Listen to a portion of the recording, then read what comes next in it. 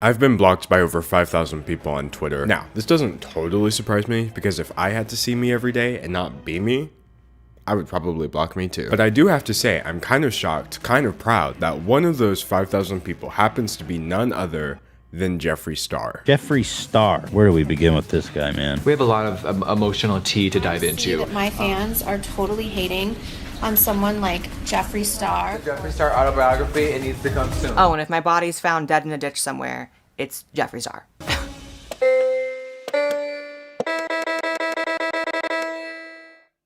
Hi and welcome back to me talking about whatever I want. Today I want to talk about Jeffery Star. If you've been on Twitter, YouTube, or the mainstream media, you may have noticed that there's kind of a lot going on with the three least necessary YouTubers of all time: Shane Dawson, Tati Westbrook, and Jeffery Star. Three people I never want to hear about ever again. So I have decided to make one video about each one of them, and this video is about Jeffery Star. Now, a lot of Jeffery Star supporters get angry when you bring up his dark past full of racism, bad wigs, and literal clown makeup. They claim that he's changed and he's grown as a person, but I mean, his makeup still looks like a Snapchat filter in bad lighting, and you can literally see the tracks in his wig, so what exactly changed? The racism?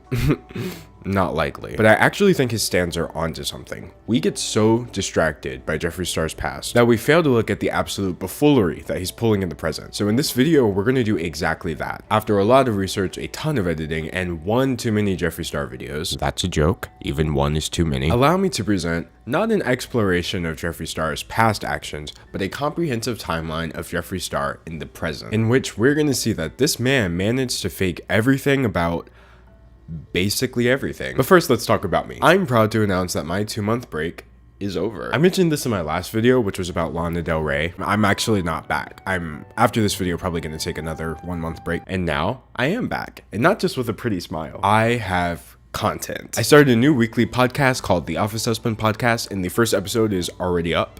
There's no new episode this week because it's the 4th of July, but go watch that if you want. That's linked down in the description. I also have an entire video planned for my bonus channel. That's going to be the one about Shane Dawson, so I'll also link that in the description. That's coming soon, so look out for that. And lastly, I'd like to announce my upload schedule for my YouTube videos here on my main channel. Yes, I'm admitting that this is the main channel now. I will be uploading new YouTube videos whenever I finish them. That's what I realized on my break. That was my grand epiphany. I don't have to upload YouTube videos at a specific time. I just have to upload good YouTube videos every time. So I promise I'll do my best to pull that off, as long as you promise to keep watching them. And I really appreciate everyone's support, just almost as much as I appreciate today's sponsor, ExpressVPN. With a VPN like ExpressVPN, you'll never have to worry about getting your data stolen through public Wi-Fi networks ever again. Then again, literally nobody has to worry about that right now. We're all trapped inside our homes right now, and I haven't connected to anyone else's Wi-Fi in what feels like 5 years. But even with no public networks to worry about, I still get plenty of usage from ExpressVPN's other features, like changing your location with one click. With all this extra free time I had, I clearly wasn't making YouTube videos, so I have been watching a ton of stuff on Netflix.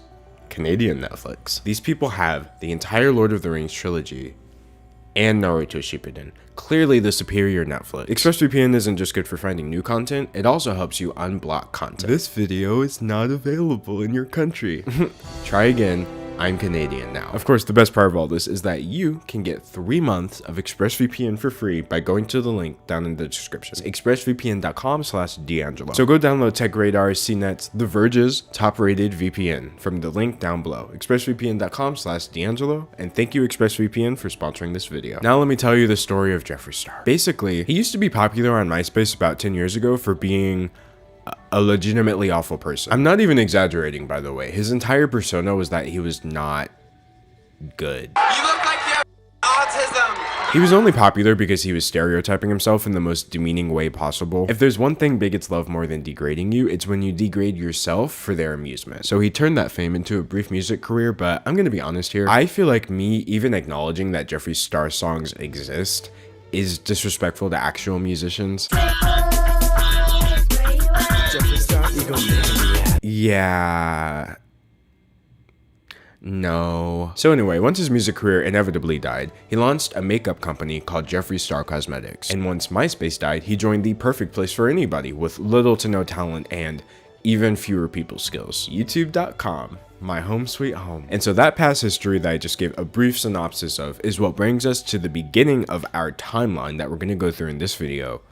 2017. It's now 2017 and Jeffery Star Cosmetics is worth millions of dollars. He has millions of subscribers and he decided to start his redemption arc to become a less awful person in the future by apologizing for how he was in the past. Except he didn't. He literally didn't apologize for being racist. See, these are just a few of the clips that people wanted an answer for. I win by having diamond rims and you win by being a poor Mexican. Shut up, you fucking nigga, bitch. You stupid ape, I'm gonna spray you. You beat that nigga. He's a fucking nigga.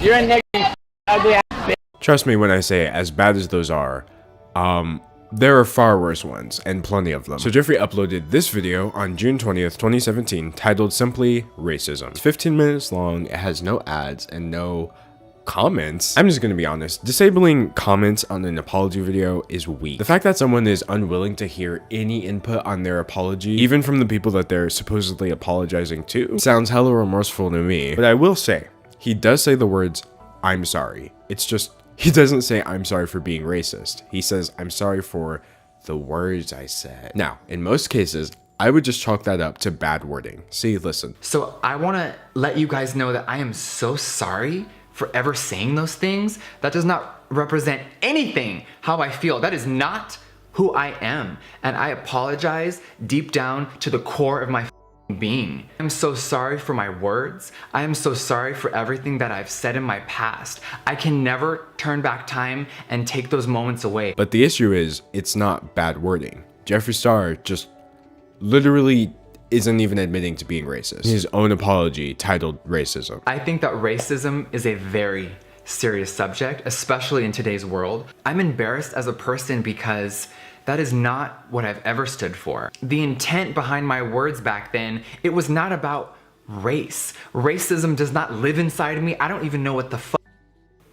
Like, I don't know how that exists into people. Talking about dropping the hard R and claiming that it's not about race, I have to give him points for originality. Jeffery Star was really setting the blueprint for this kind of thing in 2017, and seeing as this is his only available apology, I for one am kind of tired of his stance saying he apologized when A, he clearly didn't, you can watch the entire video for yourself, and B, all he really did was contribute to the normalization of racial slurs by claiming that they're not, in fact, related to race. And now that's what all his followers will tell you when you call them out. So imagine how tired we are of it. I don't know who needs to hear this, but being in a dark place and then lashing out from that dark place by being racist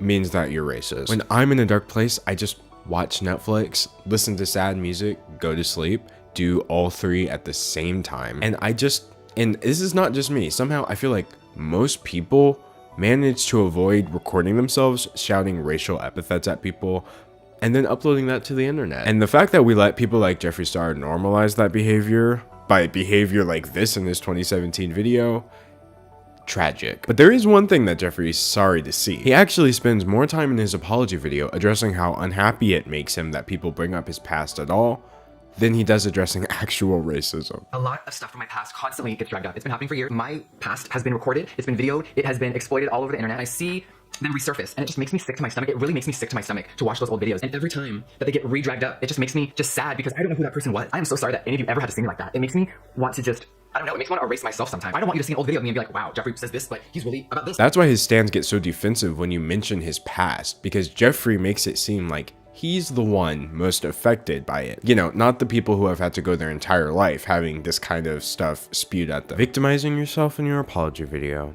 A YouTube classic. I'm serious, Jeffery Star was a professional. He also mentions repeatedly that these clips are from 12 years ago. He would really like you to know that these clips are from 12 years ago. It concerns old videos that were filmed of me 12 years ago. And those videos were 12 years ago. Let's go back to 12 years ago. And you know what? A lot of these clips are actually from 12 years ago. But the issue with that is, it's 2020. They're from 12 years ago. Today. He made this apology video in 2017. So normally I wouldn't come after someone for not remembering a date because I'm gonna be fully honest, I barely remember my own birthday most of the time. But you can literally see that the most popular clips he was referring to have a 2008 copyright date on them, meaning they were less than a decade old when he was apologizing for them. He can't admit that the problem took place. He can't admit when the problem took place. The only thing that Jeffree Star promises to change in his I Changed video is to stop clapping back at people online. I don't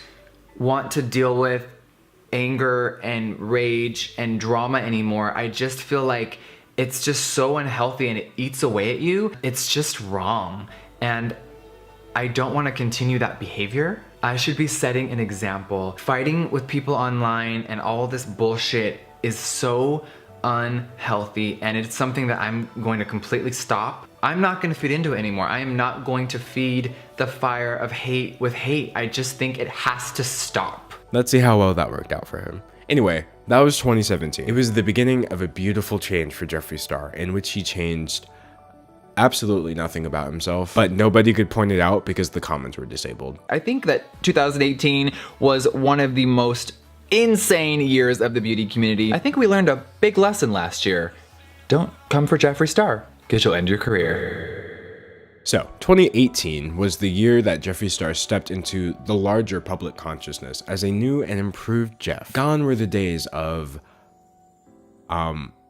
nothing really. Again, like I said, he didn't change, he just told us all that he changed. In retrospect, he didn't change for the better, he claimed to be better and everyone believed him for some reason, and that reason was named Shane Dawson. I think one of the most life-changing things that happened to me this year was my series with Shane Dawson. This of course was the beginning of the worst timeline. The worst man on YouTube decides to start a collaboration documentary series with the other worst man on YouTube. All you need to know for context is that I have mixed feelings about Shane Dawson for a number of reasons, none of which we will be discussing in this video. So Shane Dawson made a 5-part documentary series called The Secret World of Jeffery Star. But the issue with this Shane Dawson series is the same issue with everything involving Shane Dawson, and that issue is Shane Dawson. The man is simply not good at making docuseries. His documentaries document nothing. They're just extended vlogs with an indie film soundtrack and an unholy runtime, and they're designed to make the subject look as good as humanly possible. No objectivity, no educational value, no tripod. These just aren't documentaries. They're really, really long PR videos. See, the 2018 Jeffery Star series wasn't just for fun. It was a calculated move to shift Jeffery Star into that same wholesome, positive space that Shane Dawson had scammed his way into years earlier. See, before this series, Jeffery was a PR nightmare. His terrible history with literally everything wasn't very good for other people's brands. And when celebrities decided to take a risk and work with him anyway, this is what happened to them, even the biggest ones. Guys, like, and I see you being so petty, bringing up things in his past where he, was, negative, but he's also apologized for those things. And I get it's a serious deal if you say, like, racial things, but I do believe in people changing, and people that apologize, I will give them the benefit of the doubt. 2 hours later. Hey guys, so I really wanted to apologize to you guys and my fans for defending a situation yesterday that I really didn't know enough about. So Shane and Jeffrey's genius idea was to give Jeffrey a platform to present his racism in the most sympathetic way possible, in the best possible light. Again, notice how he still doesn't admit to being racist, even at that time, but instead he just hyper focuses on one clip and gives context for that one. And this is from 13 now. This is 13 years ago, I think. I was 19, and we are on the streets of Miami on the boardwalk. And there is a bunch of chicks screaming, "You fucking fag freak," at me. So I turn around and I say some really vicious stuff back. If you go and find the footage, the people I'm screaming at are Caucasian. Yeah, what I said was racist, but I wasn't saying it to a person of color. I was saying a horrible, offensive word to cut back at someone calling me something awful.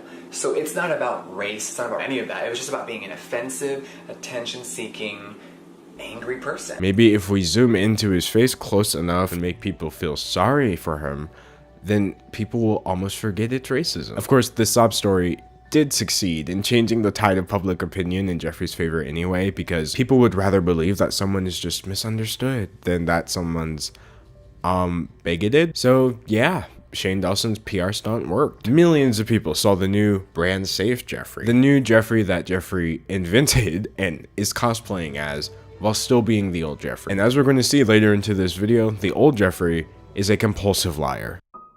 I've been lying to all of you, and the woman that I have been posting for the last 5 years is not my mother. Now, I want to make something very clear. As you can tell, I have plenty of criticism for Jeffree Star, but when it comes to decisions that people make about their family, I'm never gonna judge. You honestly never know what somebody's life is like outside of the small window that they tell you about on YouTube. And even though Jeffrey's window is kind of stained, his family stuff that he doesn't choose to put forward publicly on the internet is all up to him. So when I learned that he hadn't spoken to his mother in years and years, honestly, I felt bad for him and I respected his decision. But then when I learned that he had a different family member playing his mom the entire time and he was pretending that that was his birth mother, it all started to feel a bit weird. Now, I'm not really exposing or sharing new stuff with this point. I'm just including it to prove a point. See, in 2018, Jeffrey actually came forward with this information himself, right after the Shane series. The imagery that pops up when you Google my mother is a lie. The name that pops up when you Google my mom and pictures of us, all of it is a lie. It's been a lie this whole time, and it started out as like a cute white lie. And I'm sure all of you are wondering, who is this woman? Her name is Lori, and she is my actual aunt. Now, again, being closer to your aunt than your mom is a family thing. Everyone's family is different. Ultimately, I'm just glad he had someone there for him. But parading your aunt around on social media as your mom? That's some next level stuff. The reason I'm including this point is not to say, you know, he shouldn't have done this or he's a bad person for how he dealt with his mother. It's just more so like, you can't really trust anything about this person. He may have his reasons sometimes. He may not have any valid reasons at all most of the time. But Jeffree Star just kind of lies all of the time. Now we are one of the top 10 brands in America. Like, what the f***? 2019 has been a blessing. So 2019 was shaping up to be a great year for Jeffree Star. For better or for worse, he managed to outrun his reputation. Thanks to Shane and his new direction, he now had an even more massive audience than before, and all of these new people were just as emotionally invested, and they had their wallets ready. It seemed like 2019 was going to be a great year, but like all record highs, it was followed by a new low. Jeffrey got in contact with the Star FBI, watching for any trace of the $2.5 million worth of his cosmetics, $2.5 million in cosmetics stolen from Jeffree Star. Now, I would like to include a preface for this part. Unlike the other points in this timeline, this whole robbery section is actually just me speculating. Behold, Jeffree Star Cosmetics' alleged $2.5 million robbery that made national news last year. Now, this isn't me saying that it didn't happen, but it's just me sharing my opinion, which is that it didn't happen. Here's why I believe that it's completely possible that Jeffree Star faked this entire $2.5 million robbery for promo for his new line of concealer products. So, the first source that Jeffree Star was robbed was Jeffree Star himself. They came in through the roof, and he claims that there's footage, but then he doesn't show any footage. Now, again, this could very easily just be because there's an ongoing investigation. Or it could just be because this is literally an advertisement for his concealers. They hit us really hard. They came in through the roof. It was a very professional job. It was a team of people. And when you watch footage of this stuff, it is so gut-wrenching. They took thousands of Northern Lights. They took thousands of lip liners. And they took an entire shade of concealer. Like, I have 30 plus shades in this amazing line. I am so proud of it. The formula is unreal, and I am so excited for you guys to experience it later this month. I didn't plan on talking about it or showing things off today, but hi, things happen. So according to Jeff, the FBI got involved, tracked down an unnamed individual who was selling that makeup, and then jailed that individual. You following? So this unnamed individual sold this makeup to a random lady who then tried to sell it on Facebook. Now, that Facebook listing is real. That's confirmed. And that random lady was named Tessa Rollison. I have hired a whole entire investigative team to help me with law enforcement. We are in contact with FBI. The picture that a lot of you saw online was from a girl that stole the original picture. So this person is in jail. The girl that leaked the photo, she is part of the problem. So basically, a team of highly trained and professional thieves broke into a warehouse through the ceiling, stole millions of dollars worth of makeup, and then sold some to some random girl on Facebook who immediately got them caught. Right off the bat, that story is nonsensical and way too conveniently lined up with the launch of Jeffrey's new concealer. 30 shades, you guys, 30 shades. It's just so convenient that they managed to steal an entire shade of his new concealer that he hadn't even launched yet, therefore making his robbery announcement double as the concealer announcement. And then the FBI got involved. Except, guess what the FBI and local law enforcement had to say about it? Nothing. There are no statements or confirmation about this outlandish tale other than Jeffree Star himself. Now, again, my initial thought was maybe, you know, the police department just doesn't comment on things like this.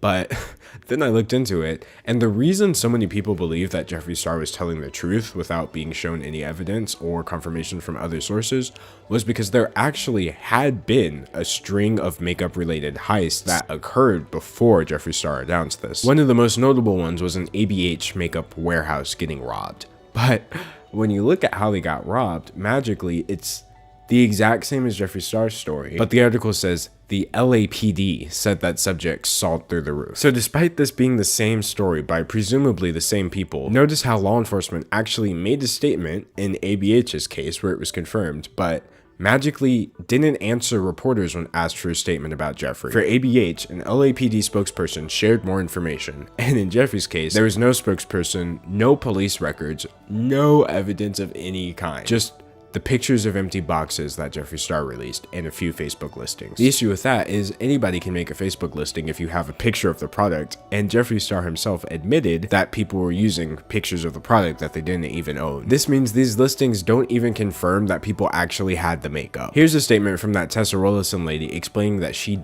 didn't in fact have the makeup, but moreover, that the FBI didn't actually contact her. In the moment, it was like, wow, I can just get these concealers. I have access to them.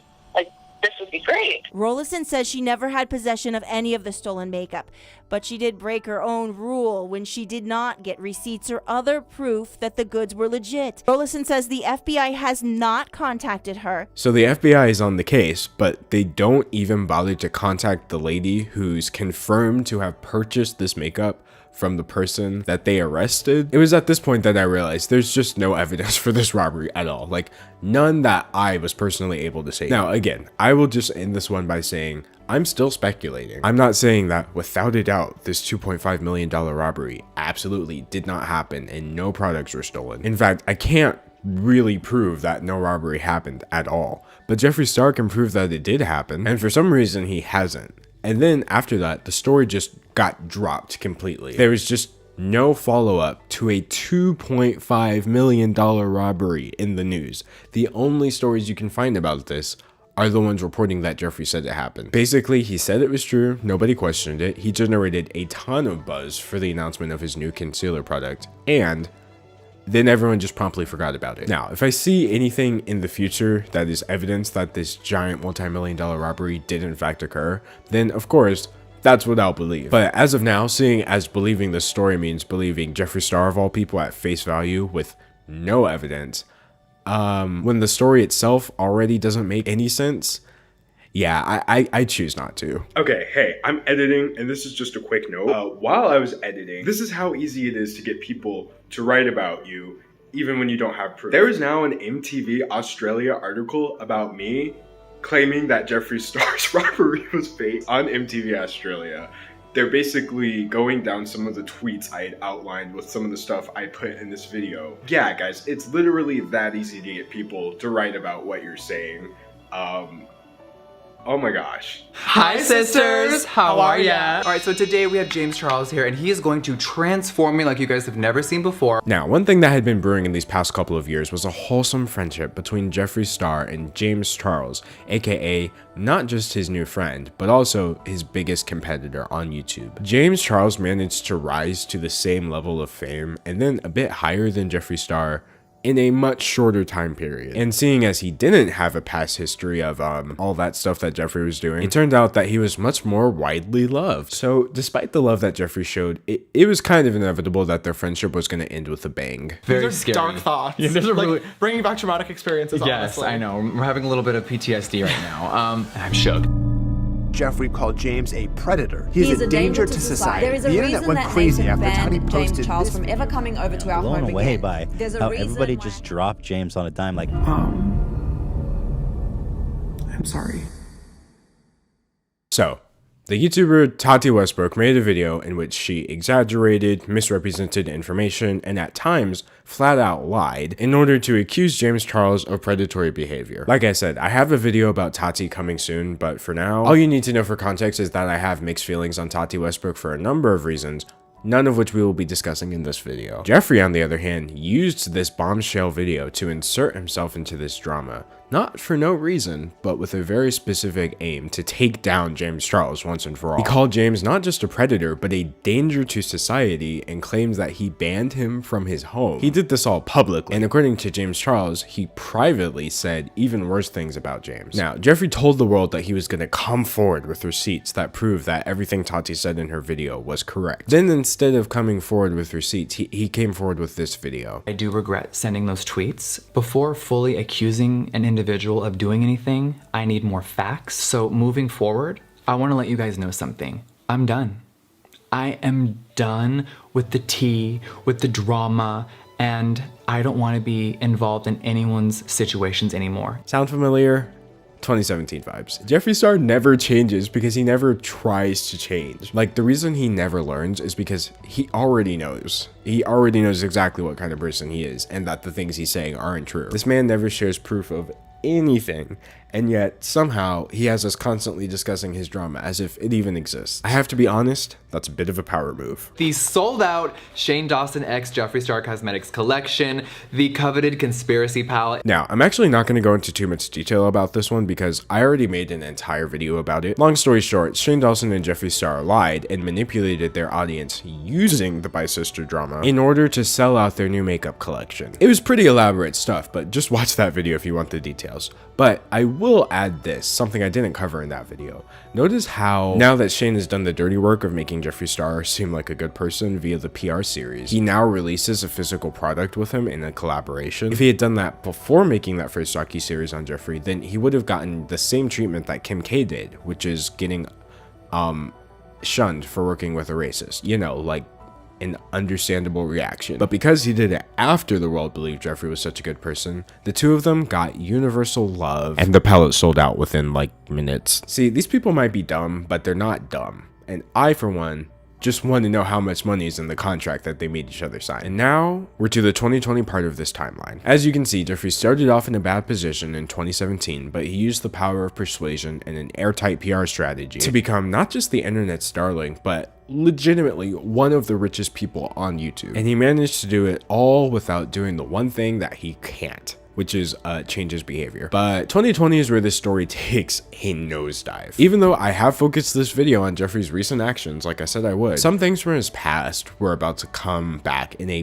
big way this year. There's a lesson in here somewhere about how him and his fans trying to force other people to ignore his past wound up not working out, since his past was not just something that happened a long time ago, but rather something that shaped and explained his behavior today.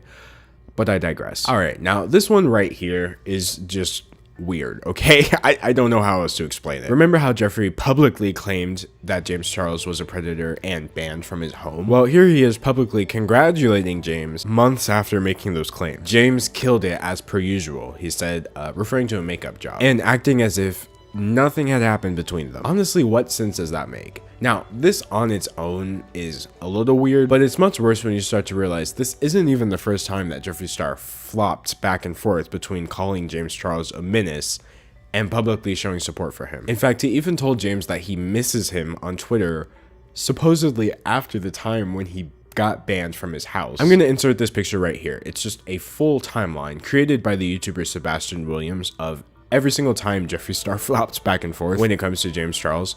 Pause it and read and you'll see just how unhinged he's becoming at this point. You can literally see his lies catching up with him. Alright, so thankfully this point on the timeline is pretty lighthearted. I included it because while it fits the theme, it's mostly just funny to me, and it's a much needed break before we get to what is ultimately the darkest part of this video. So basically, Jeffery Star had uploaded a video last year called Surprising My Boyfriend with His Dream Car. In the description, he says that his boyfriend's dream car was an Aston Martin. You know, typical YouTuber stuff. Typical YouTubers who can, like, afford an Aston Martin. So that in and of itself, not really worth noting. However, Jeffrey and his boyfriend went through a public breakup in March of 2020, and that's when fans noticed that Jeff still had the car, almost as if he never actually gave it to his boyfriend in the first place. So when people asked him about that, he went back and changed the title to Pretending to Surprise My Boyfriend with His Dream Car, and then goes on to explain in this new description that an Aston Martin was actually his dream car. So all this to say,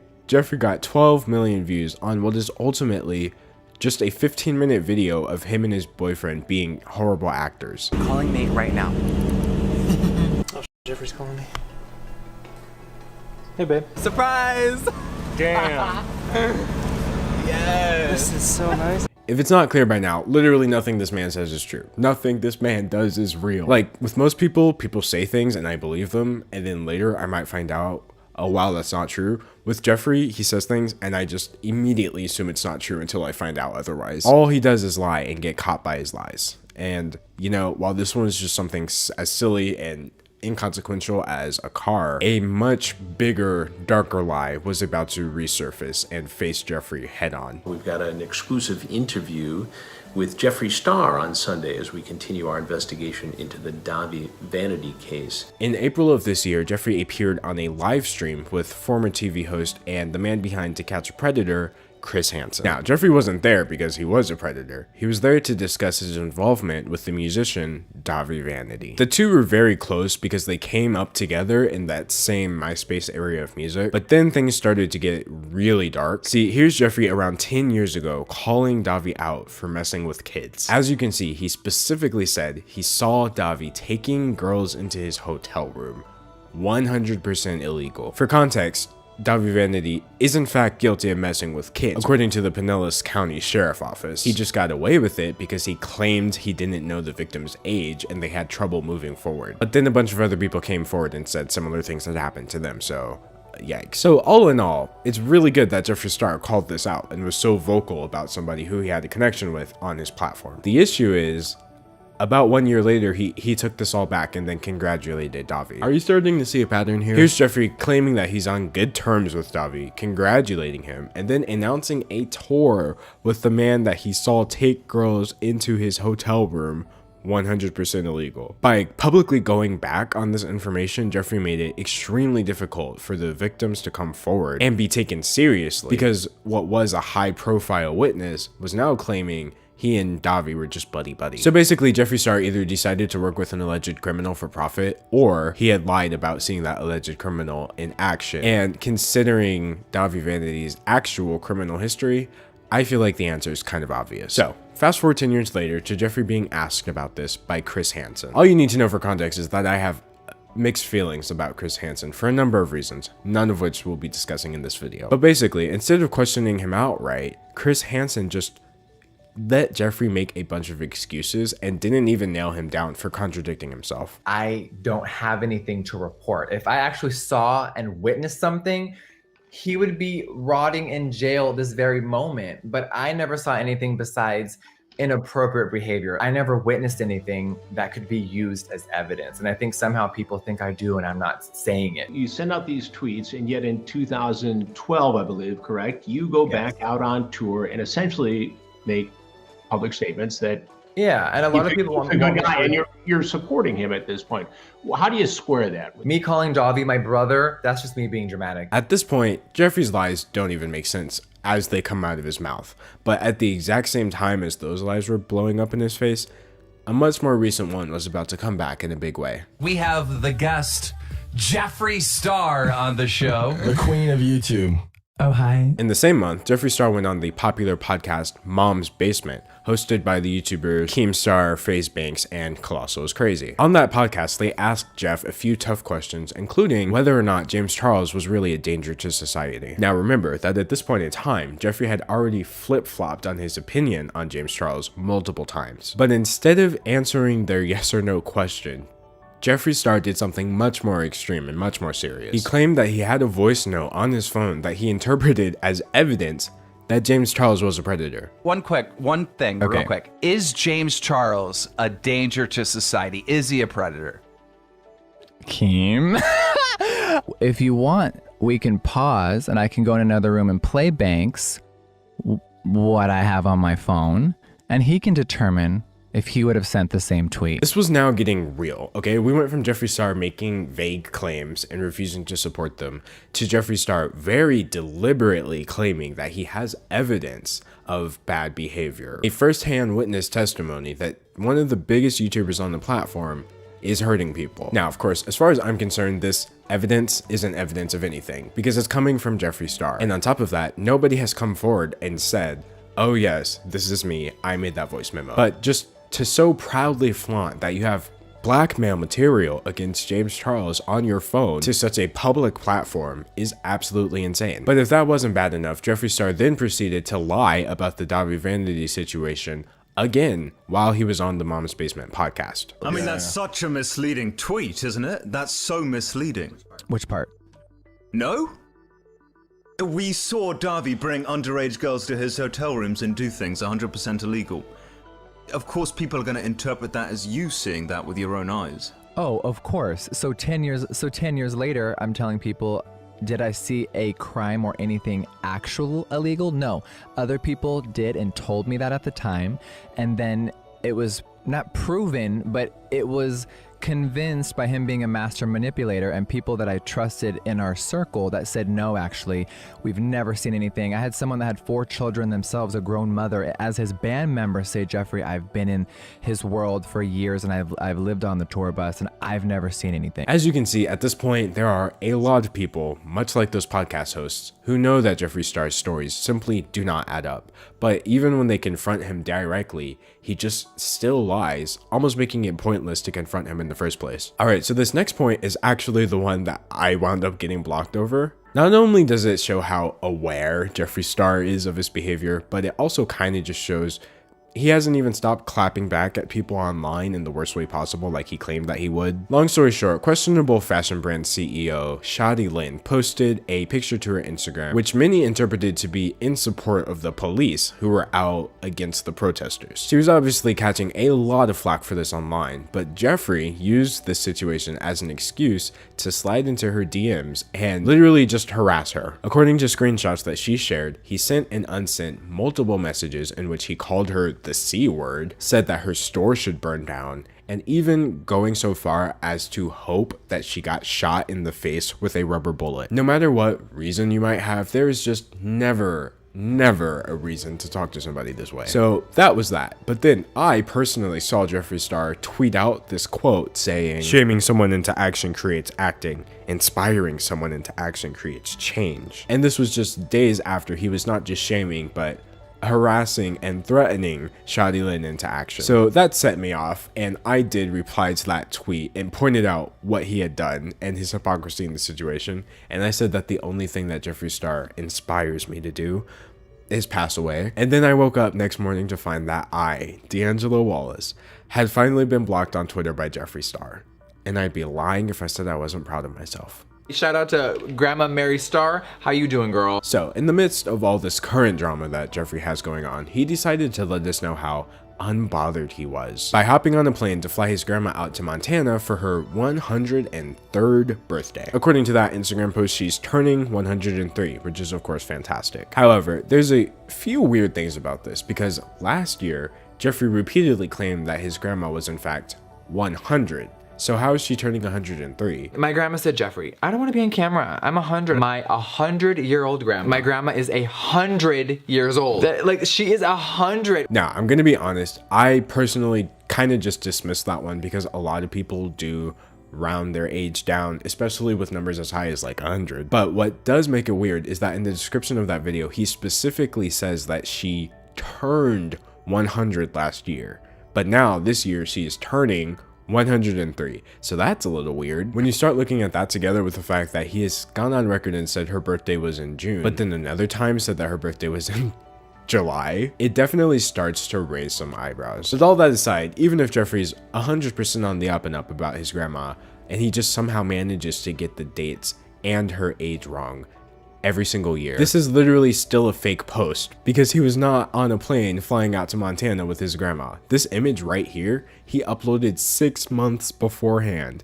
Here it is on Twitter in January, and now he's using it to prove that he's flying somewhere in June. The final piece of this puzzle was that people saw Jeffree Star taking photos with fans in California with no masks, by the way, and not social distancing during a pandemic. So honestly, I could just tell that he was that kind of person. But anyway, let's move on. You can't silence me. I know you paid to silence people. You can't silence me, and I'm just not going to be that person. And now this journey that we started in 2017 brings us to our final stop, which is actually like last week, June 2020. So in June, well-known YouTuber Blair White came forward with a bombshell video about Jeffree Star claiming not just that he reached out to her, but that he actually played her the alleged voice note from this alleged victim of James Charles. Presumably the same voice note that Jeffrey mentioned and offered to play on the Mama's Basement podcast. Rightfully withholding the source, Blair called this note credible. He then provided me with receipts of a voice memo from a YouTuber who was allegedly sexually molested by James Charles, and it's credible. It's a YouTuber, it's credible. It is not my place to out this YouTuber's name at all. I reached out to this person privately, the alleged victim, and offered my support. Now, this was a really strange move to make on Blair's part because, first of all, that's an extremely bold claim to make without evidence. But what makes it make even less sense is that she spends the entire first part of the video explaining how Jeffree Star lied to her about his involvement in the Davi Vanity case and then went on to contradict himself in multiple different places. But then she just decides to publicly assert that the voice note is credible. In addition to that, she even admits in this video that she knows Jeffree Star pays people to say things. So I don't understand why she would present this as if this is some sort of credible thing. A lot of people have Jeffrey in their ear constantly in their DMs, trying to manipulate them or get them to run with certain stories. He's paying off people for silence. He's paying people to say certain things.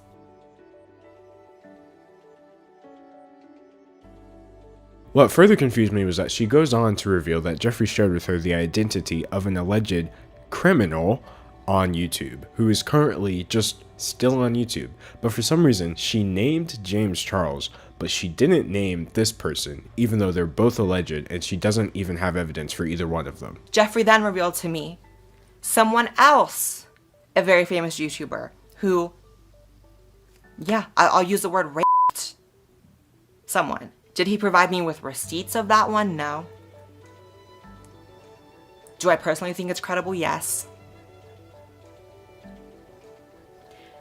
And part of the reason why I'm doing this video is to come to you guys and ask, if you guys know this information, what would you do with it? Personally, I'd much rather know the name of an alleged criminal on YouTube, and not just that Jeffree Star thinks James Charles is a danger to society and he has some magical evidence that he refuses to share publicly.